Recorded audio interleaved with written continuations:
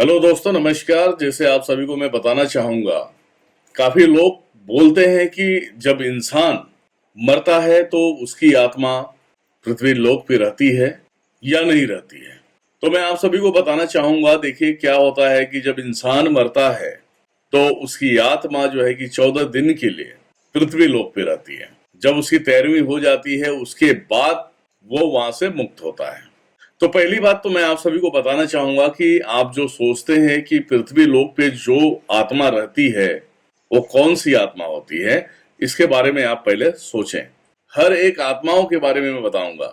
मान लिया जाए कि कोई व्यक्ति मर गया है, अब आप सोचते हैं कि उसकी आत्मा यहाँ पे होगी, तो आप ये गलत सोचते हैं।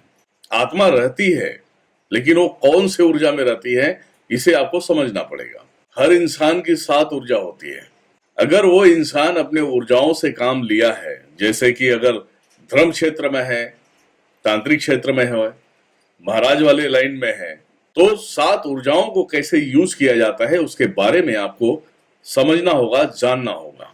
मान लिया जाए कि अगर वो तांत्रिक है या वो महाराज है, अगर किसी को जीवन दान देता है, जीवन दान देने का मतलब है कि आपका एक ऊर्जा नष्ट होना, आपके एक ऊर्जा का पावर उस व्यक्ति के अंदर चले जाता है जिसको आप जीवन दान देते हैं, अगर आप जानकार हो तो। ऐसे 3 ऊर्जा आपको यूज करने के लिए मिलता है। मान लिया जाए कि आपने 3 आदमियों को आपने जीवन दान दिया है, उसे जीवित किया है, तो 3 ऊर्जा आपका नष्ट हो जाता है, बचा 4 ऊर्जा। 4 ऊर्जा कभी भी अपने फैमिली के लिए, परिवार के लिए बचा के रखना पड़ता है कि कहीं आपके परिवार में कुछ टेंशन हो गया, कुछ परेशानी हो गई, तो आप उस ऊर्जा को वहां पे खर्च कर सकते हो। जैसे मान लिया जाए कि घर का कोई सदस्य जा रहा है, गाड़ी से एक्सीडेंट हो गया है, बचने की उम्मीद नहीं है, और उसे हॉस्पिटल में लेके जाते हैं, और फिर महादेव, महाकाली, महामाई से आप निवेदन करते हो कि हे माँ, हे महादेव, मेरा बच्चा जीवित रहे, इसे कुछ ना हो, मेरी उम्र भी लग जाए। तो उस दरमियान में महादेव, महाकाली, महामाई आपकी उस पुकार को सुनते हैं, आपके उसी एक ऊर्जा से उसे जीवन दान देते हैं। बचने की हालत नहीं होती है व्यक्ति की, लेकिन वो बच जाता है, उसमें एक ऊर्जा नष्ट हो जाती है। अब एक ऊर्जा को आप और यूज कर सकते हैं। ऊर्जा नष्ट होने का मतलब ये होता है कि आपकी उम्र भी कम हो रही है, इसे भी आप समझें। आप आपकी उम्र भी कम हो रही है। अब बचे 3 ऊर्जा।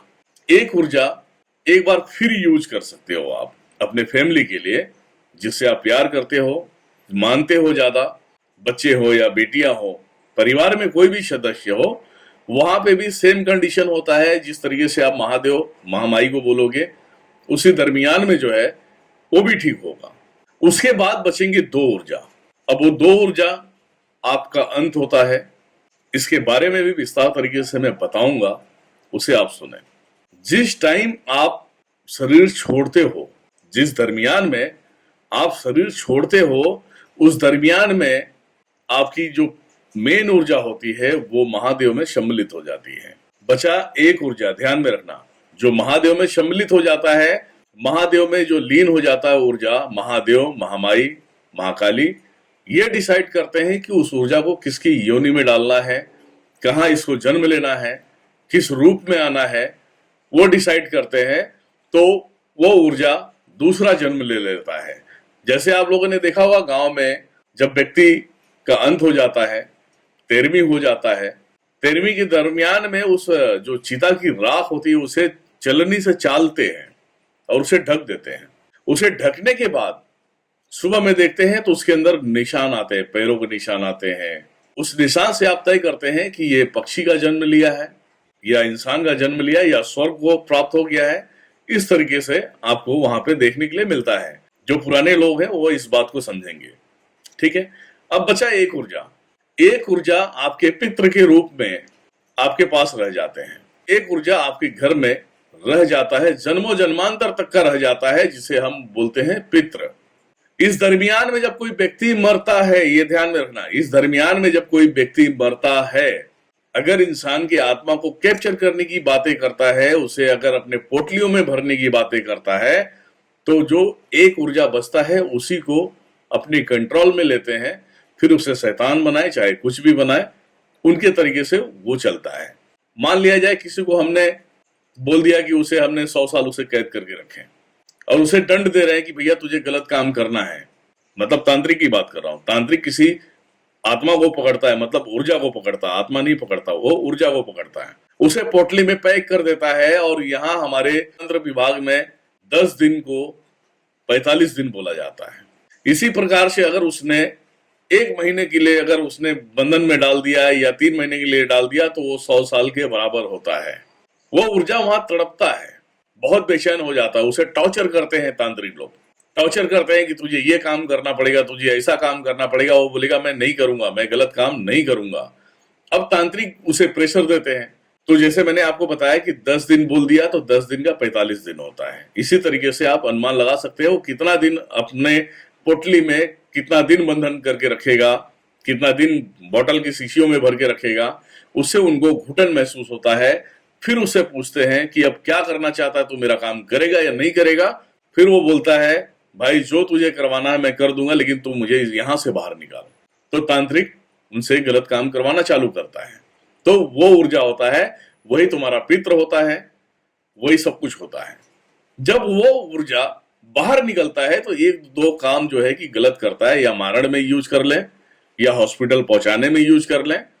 उसके बाद जब वो मारण के लिए प्रयोग करते हैं उस ऊर्जा का, तो वो ऊर्जा जब सामने वाले के व्यक्ति के ऊपर जाता है, उसे टॉर्चर करता है। पहले अचानक नहीं मार देता, पहले तबियत खराब करता है, उसके शरीर में जलन पैदा करता है, वो खेलना चालू कर देता है। वो इसलिए ऐसा करता है ऊर्जा, ताकि ये किसी अच्छे तांत्रिक के पास जाए। तांत्रिक जो बंधन में रखा है मुझे, उसका बाप निकलेगा तो उस बंधन से मुझे काट देगा और मैं मुक्त हो जाऊंगा। मुक्त हो जाऊंगा तो अपने परिवार के पास चला जाऊंगा। तो इसलिए वो दुनिया भर का नाटक करता है। वो अगर बड़ा तांत्रिक मिल गया तो उसे कटिंग कर देगा, कटिंग करके उसे जहां पे था वहां पे भेज देगा, या तो सीधा माता रानी के धाम में भेज देगा। ठीक है, इस तरीके से ऊर्जाओं का इस्तेमाल होता है। अब रही कुछ बातें आप लोगों के मन में चल रहा है, चलो ठीक है, भक्ति भाव पे चलने वाले की जो आत्मा होता है उसकी कंडीशन इस तरीके से होती है। जो अकाल मृत्यु मर जाते हैं, जिनका मर्डर हो जाता है, जिनका गला घोट के उनको मार दिया जाता है, अगर वो नॉर्मल व्यक्ति है तो क्या करना चाहिए? तो भाई साहब, आप सभी को मैं इतना ही कहना चाहूंगा, मर्डर किया हुआ ऊर्जा जो होता है वो शेप होता है, वो 7 रूप में होता है। मेन रूप जो है महादेव के पास चले जाता है, बाकी बचे 6 रूप। 6 रूप ऐसे होते हैं बलवान, अगर किसी के पीछे पड़ गया, एक ऊर्जा को कैप्चर करोगे, दूसरा आएगा, तीसरा आएगा, चौथा आएगा, 5वां आएगा, छठा आएगा, छठी का दूध याद दिला देगा। तो ये 6 ऊर्जा अगर एक साथ में मिलकर काम कर देंगे तो सामने वाला नाश हो जाएगा। इस बात को आप ध्यान में रखना। 6 ऊर्जा में से क्या होता है, अगर मान लेना किसी ने मर्डर प्लानिंग करके मार दिया है और वो सोचता है कि इसकी ऊर्जा जो है कि बहुत बलवान है, ये सबसे बदला लेगा, तो 6 ऊर्जाओं में से वो ज्यादा से ज्यादा 3 ऊर्जाओं को बंधित कर सकता है। 3 ऊर्जा से ज्यादा बंधित नहीं कर सकता। वो 3 ऊर्जा कौन से बंधित होते हैं ये भी आपको समझना होगा। जो कम पावर के ऊर्जा होते हैं, जो सामने जाके बार बार खड़े हो जाते हैं, बार बार खड़े हो जाते हैं, उन ऊर्जा को कैद कर लेते हैं। अब बचा 3 ऊर्जा। 3 ऊर्जा एक साथ में 3 लोगों को अटैक करती है। एक साथ में 1 सेकंड में 3 जगह पे खड़ा होता है और तीनों जन को परेशान करता है। तो वो परेशान करता है और जब तक अपना बदला ना ले ले, जब तक सबको परेशान करता रहेगा। तो ऐसे ऊर्जाओं से बचने के लिए आप गद्दारी ना करें, किसी को जबरदस्ती मारे ना, जहर ना दे या गला ना घोटे, ऐसे चीजों से आप बचें। मैंने किसी वीडियो में बोला था, इंसान मरने के बाद उसकी आत्मा जो है कि 13 दिन पृथ्वी लोक पे रहती है। 14 दिन का जो 5 मिनट भी ज्यादा हो जाएगा तो उसका प्लानिंग हो जाता है उसे जाने की। तो आत्मा नहीं रुकती है, उसकी ऊर्जा रुकती है। उसकी ऊर्जा देखती है कि मेरे साथ में कैसे हुआ है, मैं भगवान की मौत से मरा हूं या एक्सीडेंटल प्लान से मरा हूं, वो उसे तय करना होता है। एक्सीडेंटल का जो मैंने बताया, अभी जस्ट बताया, इसको आप सुन लेना, वो मैंने बताया। जो भगवान की मौत मरा है तो वो तो खुश रहेगा, खुशहाल रहेगा।